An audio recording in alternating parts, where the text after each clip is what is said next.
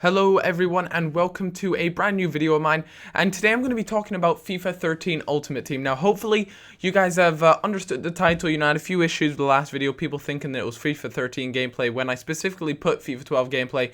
But yeah, this video is going to be FIFA 12 gameplay, but I'm going to be discussing my thoughts on FIFA 13. Now, a lot of you guys might be like, oh Cal, I don't want to hear about the news and stuff. This isn't news, guys. I've played FIFA 13 Ultimate Team. I've given it a go. So it's more of my thoughts on it and my personal experiences with Ultimate Team on FIFA 13. So let me try and do my best and kind of get through it. So, a big question that gets asked all the time is, will my players and coins get transferred over to FIFA 13? No, they won't, unfortunately not.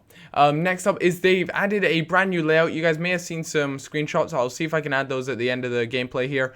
But yeah, so they added a completely new layout, and at first I was very skeptical. It didn't look that good, but it's actually a lot more functional, and you can just get through things a whole lot quicker, and it just seems just a lot better in general for me. I just found that everything seemed a little bit better, but obviously things like that, those sort of changes are all personal preference.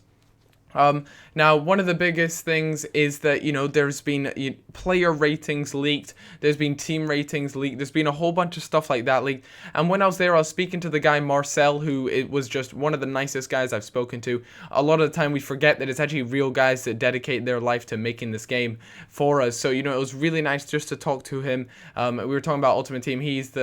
I think he's the lead designer of FIFA 13 Ultimate Team. I'm not exactly sure the exact title, but I was speaking to him, and he was just saying that how, Benzema in one of the videos was non-rare and all that stuff, but all that, guys, is just complete BS.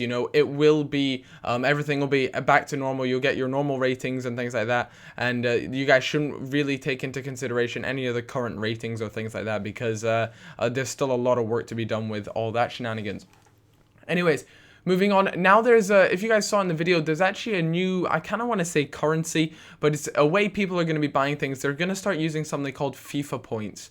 And FIFA points you'll have in the top right hand side, just underneath coins in the Ultimate Team section. And what this pretty much allows you to do is you buy your packs with these FIFA points. And I assume you can buy MSP, I assume you buy FIFA points with Microsoft points. I'm not exactly too sure how that is going to work, but yeah, you'll be buying packs with these FIFA points. So yeah, that's that. Moving on, we have a little bit about the gameplay. So head-to-head has always been slightly slower than Ultimate Team. It's always been a little bit more sluggish, and everything doesn't seem to be, as quick and snappy. And maybe head-to-head is a little bit more predictable. Scores are a bit lower, whereas Ultimate Team has that more of an arcade feel.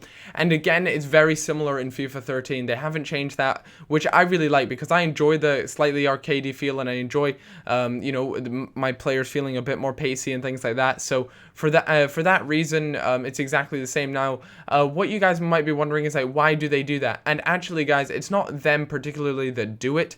It's the fact that, chemistry, morale, all that sort of thing, they essentially boost player attributes. So, they don't have that in head-to-head. So with that being an Ultimate Team, that kind of boosts their attributes.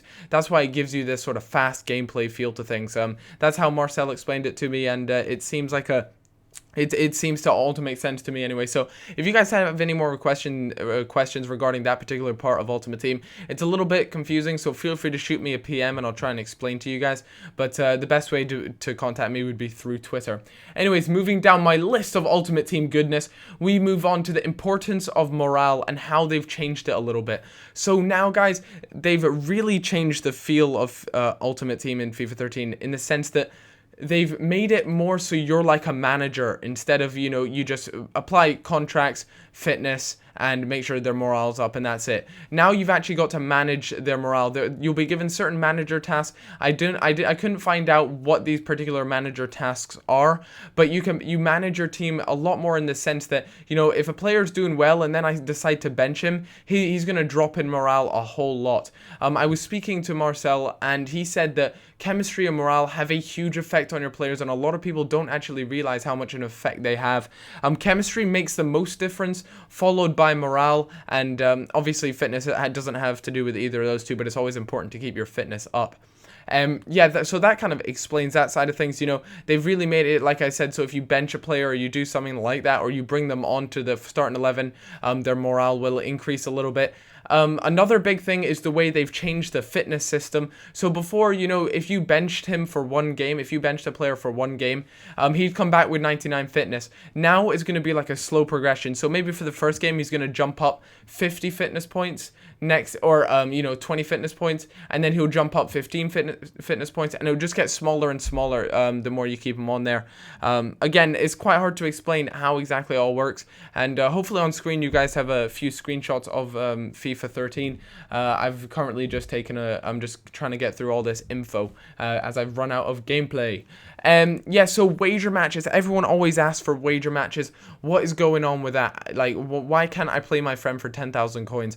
And the reasoning behind that is simply laws. There are some laws to do with it. There's some legal issues, and EA have tried so hard to get wager matches in the game, but lawyers just keep coming back saying they can't put it in, which is seriously a huge shame, because wager matches would be fantastic. They said they're going to keep trying and they're going to keep working on it, but unless, you know, things start to change drastically to do with laws and things, they said it's going to be really tough, but they'd love to have that feature in the game.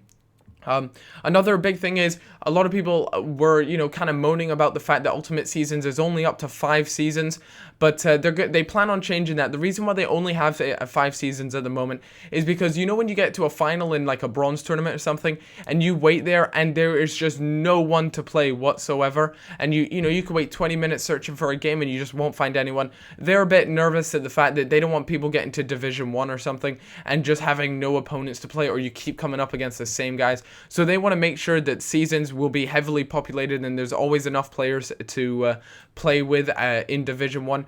But if it does very well and people are playing a lot of Ultimate Team seasons, then they will bump it up to 10 seasons, and but that'll be much later during the game cycle.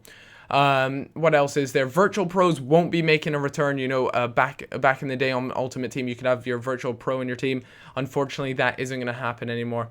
But that pretty much sums it up. I've probably missed out a couple things, but I tried to answer the majority of things I managed to ask Marcel when I was out there in Gamescom. But I hope you guys enjoyed this video, and if you did, then leaving a comment, like, whatever, all that stuff is much appreciated, and obviously subscribe if you would like more FIFA 13. And yeah, that's pretty much it from me, guys, today.